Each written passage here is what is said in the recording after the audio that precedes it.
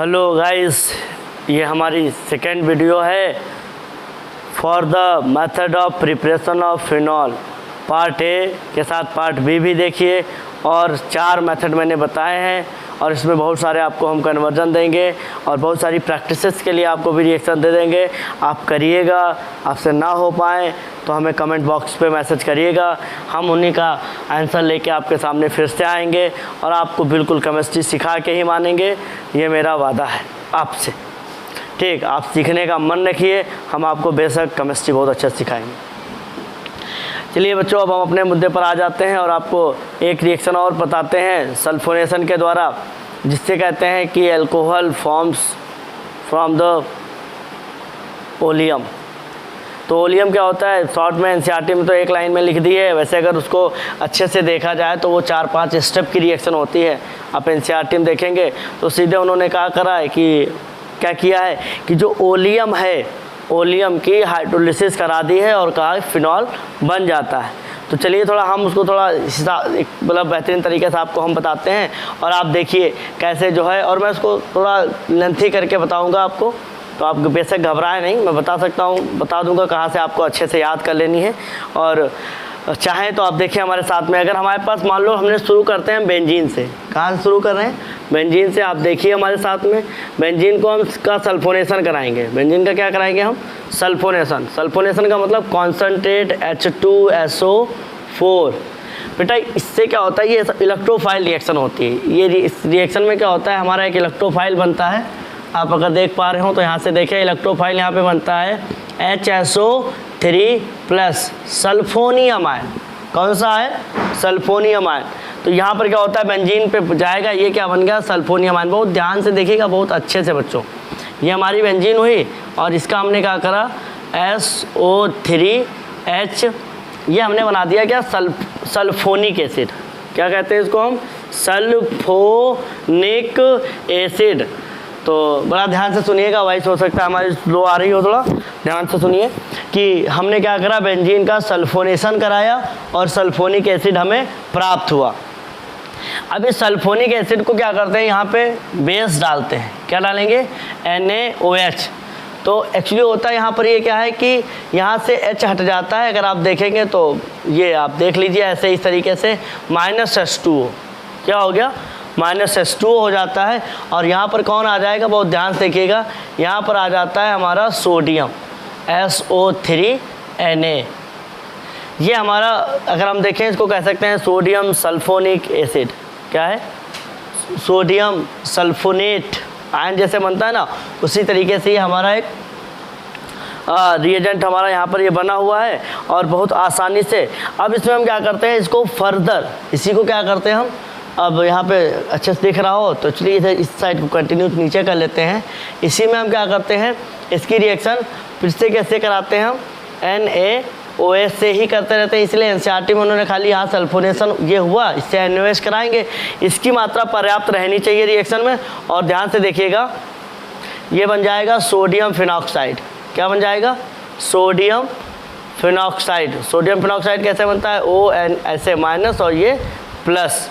और फिर इसकी रिएक्शन क्या करते हैं, यहाँ पर याद देखिएगा बेस बड़ा हुआ था, यहाँ से इसको हटाने के लिए इसकी रिएक्शन HCl से कराते हैं। किससे कराते हैं हम, HCl से। तो यहाँ से NaCl करके हट जाएगा और यहाँ से NaCl आपका ऐसे निकल जाएगा और वहाँ पर क्या आ जाएगा, O के साथ में H आ जाएगा। O के साथ में क्या आ जाएगा, OH। ये आपका बन गया क्या, फिनॉल। तो इस तरीके से ये क्या है हमारा। अब कारण क्या होता है, मैंने बेंजीन से शुरू करी थी, एनसीईआरटी ने यहाँ से शुरू करी है। ओके, ये हमारा क्या है, ओलियम ही है। इस ओलियम का हमने क्या करा, सबसे पहले बेस के साथ में रिएक्शन कराया। बेस से साथ रिएक्शन कराने के बाद HCl की डाल दिया इस पर और हमारा क्या हो गया, ये हमारा फिनॉल इसमें बन गया। तो इस तरीके से हमारी क्या होती है, फिनॉल बनाने की 4 विधियां मैंने आपको सिखाई। पहले डॉप प्रोसेस, फिर क्यूमीन से और साथ ही सैंडमायर, और ये चौथी तुम्हारी रिएक्शन कौन सी रही, जो है हमारा ओलियम से, फ्रॉम ओलियम से जो है हमारा फिनॉल बनता है। तो आप सब लोग अच्छे से देखते रहिए, सीखते रहिए। और आपको इसी बीच हम आपको थोड़ा कन्वर्जन देते हैं कि एग्ज़ाम में आपसे जो पूछेंगे तो ये किस तरीके से आपसे कन्वर्जन कैसे पूछे जाएंगे इससे, क्योंकि ये फिनॉल बनाने की मेथड जो है, आप सिंगल रिएक्शन तो पढ़ रहे हैं टुकड़ों में, बट होता यह है कि एग्ज़ाम के टाइम इन सबको मर्ज कर देते हैं तो लंबा सा कन्वर्जन हो जाता है। बच्चे बहुत कंफ्यूज हो जाते हैं कि सर ने पढ़ाया ऐसे, पूछा गया वैसे, और जब पूछा जाना था वैसे तो पढ़ाया काहे ऐसे, वैसे पढ़ाते। तो इसलिए ये ऐसे वैसे में बहुत होता है कन्फ्यूजन। केमिस्ट्री है, बहुत घुमा देगी आपको, इसलिए बहुत एकदम सतर्क और बहुत अलर्ट रह के आपको केमिस्ट्री पढ़नी है, सीखनी है, जाननी है। तो जानते रहिए, समझते रहिए। और आपको आज हम एक कन्वर्जन देते हैं और इस कन्वर्जन की रिएक्शन हम आपके सामने ही डेवलप करते हैं और आपके सामने करके दिखाते हैं कैसे कन्वर्जन आता है। देखिएगा कैसे सैंडवायर की रिएक्शन के आगे पीछे कैसे कन्वर्जन हो सकते हैं। जो बातें हम बताएं, जो कॉन्सेप्ट बताएं, उनको अच्छे से आप कहीं कॉपी पर लिखते रहिए और हमारी बात को बहुत ध्यान से सुनते रहिए, जो कि बहुत ज़रूरी है।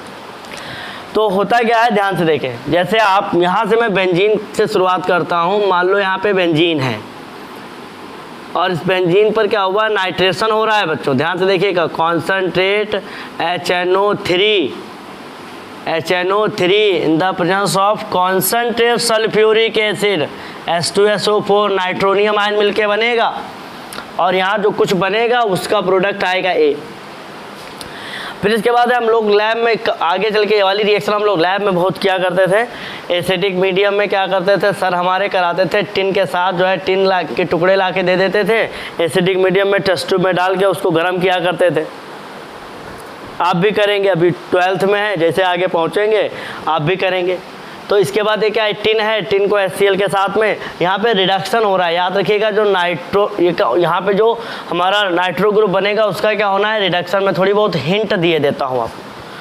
तो जिस बच्चे के कॉन्सेप्ट क्लियर हैं वो हमारे साथ बहुत अच्छे से इस रिएक्शन को जान पाएगा, और जिसके नहीं क्लियर हैं वो हमारे साथ क्लियर करें। यहाँ पर क्या हुआ, ये रिडक्शन इसका करेंगे, ये हमारा B बना, और जब इसका रिडक्शन कर देंगे तो फिर इसके बाद क्या करेंगे, NaNO2। अब होशियार बच्चे समझ गए होंगे कि सर ने क्या डाल दिया यहाँ पर, NaNO2 HCl, तो ये हमारा बन गया C। जब ये C बन जाए तो इसका करना, इस पर डालना water in the presence of acid, तब बनेगा क्या, D। तो ये मैंने 4 और यहाँ पे ऐसे लिख के आ जाएगा, ऐसे रिएक्शन दे दी और ऐसे कह देगा identify to ABCD, identify to ABCD। अब ABCD ना पढ़ते रहिए, ये केमिस्ट्री है। क्या करना है तुमको, आइडेंटिफाई करना है, आइडेंटिफाई टू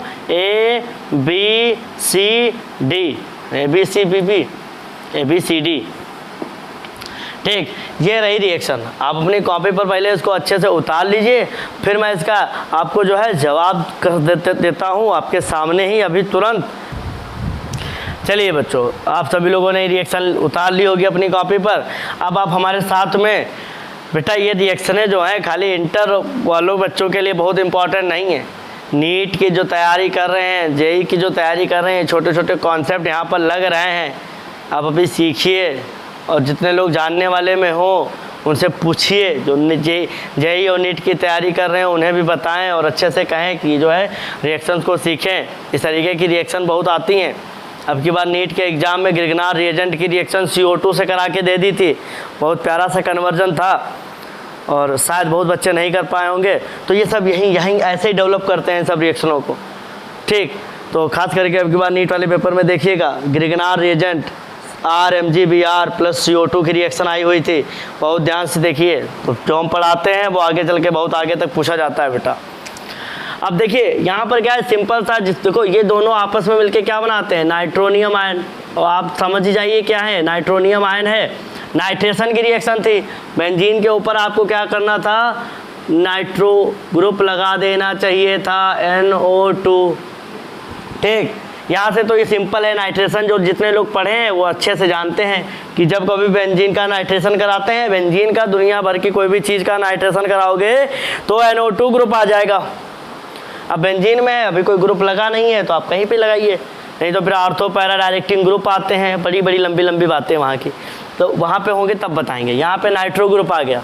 यहाँ से यहाँ तक का कॉन्सेप्ट याद रखिए कि अगर NO2 ग्रुप है तुम्हारा कहीं पर भी दुनिया में, उसका रिडक्शन करा दोगे किससे, HCl एसिड के प्रेजेंस में एसेंस से, तो क्या हो जाएगा, एमीन ग्रुप बन जाएगा, NH2 बन जाएगा।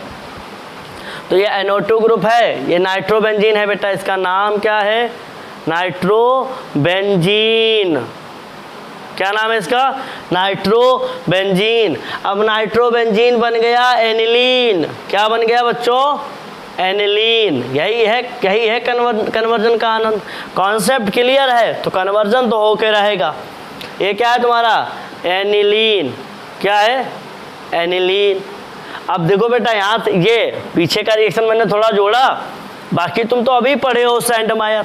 एनिलीन का डाइएजोटाइजेशन करा रहे हैं, तो यहाँ पर क्या हो जाएगा, अभी पीछे वाली रिएक्शन में आपने पढ़ा है, ध्यान से देखिए, कॉन्सेप्ट समझ जाएंगे कि जब अगर एनिलीन है और ये पड़ा हुआ है कौन, NaNO2 sodium nitrate in the presence of acid, तो क्या हो जाता है, डायजोनियम सॉल्ट। और डायजोनियम सॉल्ट की रिएक्शन करा देंगे वाटर से, तो आ जाएगा फिनॉल। क्या आ जाएगा, फिनॉल। देखो बच्चों यही तो था कन्वर्जन, आया ना फिनॉल। तो ऐसे ये जो कन्वर्जन था अभी आपने सैंडमायर तक पढ़ी थी, मैंने इसको थोड़ा और आगे से करा, तो ये इस तरीके से हो गई। इसलिए आप अलर्ट रहिए, सतर्क रहिए। केमिस्ट्री में आप जितना अवेयर और जितना एक्टिव रहेंगे उतना केमिस्ट्री आनंद देगी। बहुत अच्छे से समझिए। थैंक यू बच्चों, जय हिंद, गुड नाइट।